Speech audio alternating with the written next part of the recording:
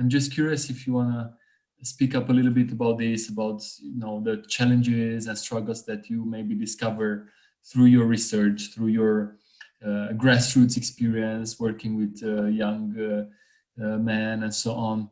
What do you think are some of the struggles, challenges? I remember working with young lads, 16-year-olds, about 20 years ago, and I met one of them one night on the streets of the city I was in, and I said, I haven't seen you for a while. Say, call him John. I haven't seen you down at the project, down at the club. And we chatted, and he just said, we're lost, Mike. We're lost, meaning him and his peers. And the word lost comes up a lot. And loneliness comes up a lot in relation to men, I think. So I would say young men are lost, and they have not been well served by society, and they have not been well served by us, the generations in charge, the parents' generation, the guiding generation, the generation who runs the countries, runs institutions, all of us. I think we have let them down big time. But it's not surprising because we haven't done the work ourselves generally, so it's the blind leading the blind. Yeah. So young men and older men are lost to a great extent. But I have great hope in the research when I got that piece of insight with my research director, meaning that it's not lost forever. A lot of this stuff has only been consigned to the subconscious. So I think it's very fixable, if you like. Like young guys also need space for service. They need opportunities for service to learn that message. Life is not all about you. I don't know how much we do offer them that meets their needs and understands masculinity and maleness. The idea of giving back. When you work with young lads, you have to structure it in a certain way and talk in a certain way to reach their soul. So they need some way to give back.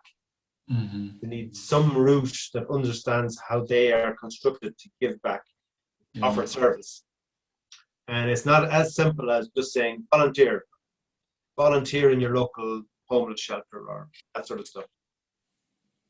I've noticed recently in Ireland anyway, there's been some charity type developments across the world where Irish people, and lots of men do this, they go overseas to help build orphanages and fix up nursing homes and build houses in Africa, Eastern Europe.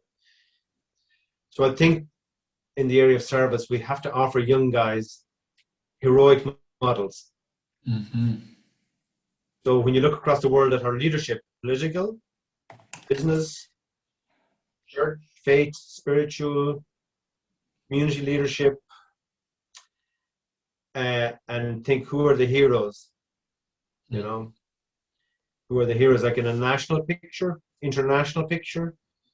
And then if you can't find them there so much, if you go local and say to a young lad in a housing estate of any city or in a rural little village of some country, who are your heroes in the local area? Who do you look up to? I think we get closer to the core of the problem. We don't provide that many heroes. And so therefore the idea of service built upon the role of hero is not as visible. I think we'll have great heroes in history. People round them off or name them off easily, from Gandhi, Martin Luther King, Mother Teresa, any of the stories of any of the wars, there's heroic incidents in them of rescue, of suffering, of sacrifice. But when you leave all those extraordinary people aside and those huge times like wars or disasters, I question then where are the heroes that our young men can emulate?